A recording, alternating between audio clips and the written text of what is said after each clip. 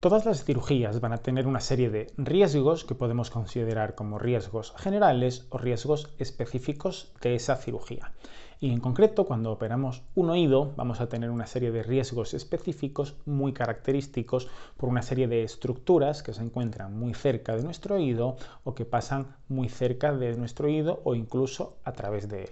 Aunque en esta lista que te dejo aquí arriba te explico cada uno de los consentimientos informados, es decir, las cirugías con los beneficios, los riesgos y las posibles complicaciones de cada uno de los procedimientos de cirugías que se hacen en el oído, en este vídeo vamos a revisar de forma general cuáles son los riesgos específicos más frecuentes en la cirugía de oído. Antes de comenzar, es fundamental recordarte que cada cirugía, cada persona y cada procedimiento va a tener unos riesgos más frecuentes o menos frecuentes en función de muchas variables, incluso de la complejidad del procedimiento en sí o de los antecedentes, entre muchos otros. Así que esto sería una forma genérica de expresar todos esos riesgos. Además, recuerda que este vídeo tiene un objetivo de divulgar sobre estos riesgos y no constituye en ningún caso un consejo médico. Si tienes cualquier duda sobre estas cirugías o vas a realizarte alguna de ellas por algún motivo, mi consejo es que consultes con tu otorrinolaringólogo, que te lo va a explicar todo perfectamente. Vamos entonces a hablar de la cirugía de oído y sus riesgos más frecuentes. En primer lugar tenemos el sangrado. El oído, como imaginarás, es un órgano bastante pequeño y por él pasan una serie de arterias y de venas de un tamaño pequeño también. La mayoría de los sangrados que se producen durante una cirugía de oído van a ser fácilmente controlables durante el procedimiento y es raro que haya unos sangrados muy grandes o muy importantes que puedan afectar a la salud de nuestros pacientes. Sin embargo, existen una serie de cirugías o de procedimientos muy concretos, como podría ser el abordaje de cráneo lateral, la base de cráneo lateral, colesteatomas de un tamaño muy grande, o también el glomus, que es un tumor vascular, en los que el sangrado sí que puede constituir de alguna forma un riesgo para la salud del paciente. En estos casos, sobre todo, será cuando tendremos que valorar la posible transfusión de sangre. Para el resto de los casos, esto será bastante poco probable. Recuerda además que antes de practicar una cirugía es conveniente retirar los antiagregantes y los anticoagulantes. Consulta con tu cirujano y con tu anestesista para saber si tomas algunas de las medicaciones que se deben retirar antes de realizar cualquiera de estas cirugías. Vayamos ahora a por el segundo riesgo, la infección. Cualquier cirugía, cualquier herida quirúrgica se puede infectar y el oído, por supuesto, no es una excepción.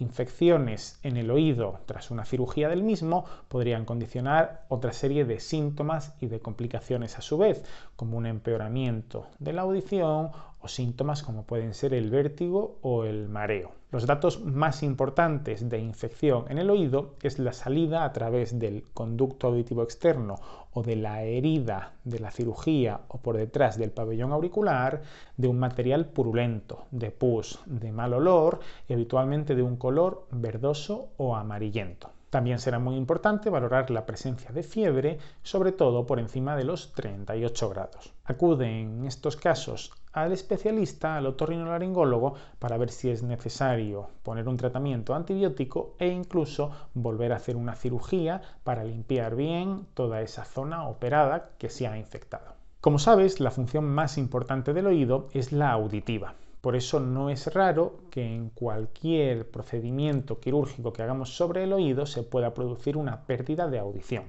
Por supuesto, va a ser más frecuente en unas cirugías que en otras. Es muy habitual, en específico, que tras una cirugía de mastoidectomía por un colesteatoma podamos tener un empeoramiento auditivo en vez de una recuperación.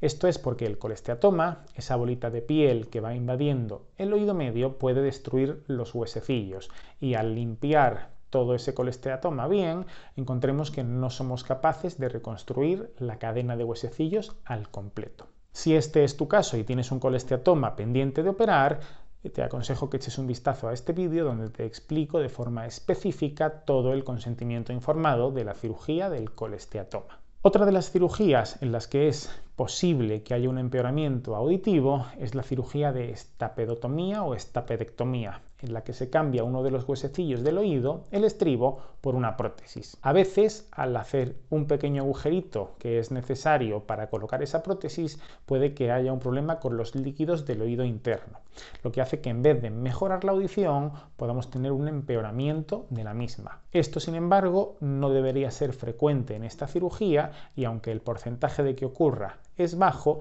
tienes que conocerlo y tenerlo en mente si te vas a operar de ello. Si quieres conocer más sobre la estapedotomía, aquí también te dejo un vídeo explicándote paso a paso el consentimiento informado. Estas pérdidas de audición, tras cualquier tipo de cirugía sobre el oído, pueden ser de una mayor o menor intensidad y pueden ser temporales o permanentes.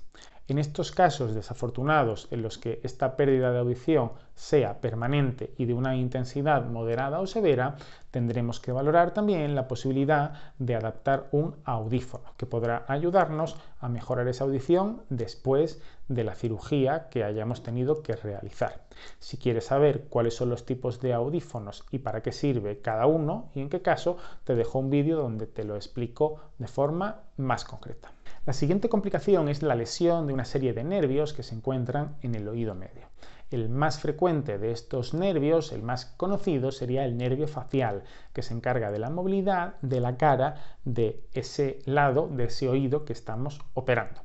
Este nervio facial puede irritarse durante la manipulación de la cirugía o puede dañarse. En función de una o de otra cosa que ocurra, podremos tener una parálisis facial temporal, que pasadas unas semanas recupere, lo más probable, o una parálisis facial permanente, que no tenga ningún tipo de recuperación. En función de la intensidad de la parálisis facial y la duración de la misma, tendremos posibilidades terapéuticas como la rehabilitación del nervio facial, la infiltración de toxina botulínica e incluso algunas cirugías que se pueden realizar para recuperar la movilidad facial. Otro nervio menos conocido, pero que también pasa por ese oído, va a ser la cuerda del tímpano. Esta cuerda del tímpano da la sensibilidad gustativa de los 2/3 anteriores de la lengua del lado del oído que estemos operando. Y por tanto, si se irrita o si se corta por algún motivo, es posible que empecemos a tener un sabor en la boca de tipo metálico tras la cirugía y que notemos que muchos sabores no nos saben igual que antes. Lo más normal es que pasados entre 6 y 12 meses esta sensibilidad gustativa mejore hasta ser igual que antes de la cirugía. El mareo y el vértigo, así como la inestabilidad, también pueden ser consecuencia de una cirugía de oído. El oído tiene la función de mantener el equilibrio de nuestro cuerpo y de ayudarnos a movernos en el entorno, es decir, en el espacio, gracias a una serie de estructuras como son los canales semicirculares. Te lo explico más a fondo en este vídeo que te dejo aquí. Este sentido del equilibrio se puede afectar más habitualmente por esa manipulación de los huesecillos que transmite algo de presión al oído interno, produciendo esas sensaciones tan incómodas después de la cirugía. En otras ocasiones, por ejemplo, cuando hay un colesteatoma de un tamaño importante, este colesteatoma ha podido erosionar algunos de los huesos detrás de los que se encuentran los órganos del equilibrio. Y al retirarlo, nos damos cuenta que ya no quedaba hueso, el colesteatoma estaba tapando esa zona y vamos a poder tener estos síntomas. Algunos de los tratamientos posibles en estos casos serán, por ejemplo, la rehabilitación vestibular. Una complicación rara, pero muy peligrosa, es la presencia del líquido cefalorraquídeo a través del oído. El oído, como sabes, se encuentra muy cerca del cerebro y este cerebro está bañado por un líquido que se llama líquido cefalorraquídeo. Si por algún motivo falta algo de hueso entre el oído y el cerebro, podemos tener un escape de ese líquido hasta el oído, como consecuencia, por ejemplo, de una cirugía, de un colesteatoma también de un tamaño importante. Estas fístulas de líquido cefalorraquídeo se pueden operar interponiendo una serie de materiales entre el oído y el cerebro. Algunos de los síntomas de esta fuga de líquido cefalorraquídeo sería la presencia de dolor de cabeza, fiebre o algunos mareos. Otros riesgos menos intensos o de una menor importancia Y también de alguna forma frecuente serían aquellos que dependen con la cicatrización de la herida o con algunos pequeños cambios estéticos tras la manipulación del pabellón o del conducto auditivo externo, así como las reacciones adversas a algunos materiales que se pueden utilizar durante la cirugía, como podrían ser las suturas. Espero que te haya gustado este vídeo. Si es así, házmelo saber en los comentarios, déjame cualquier duda y nos vemos en el próximo. Un saludo.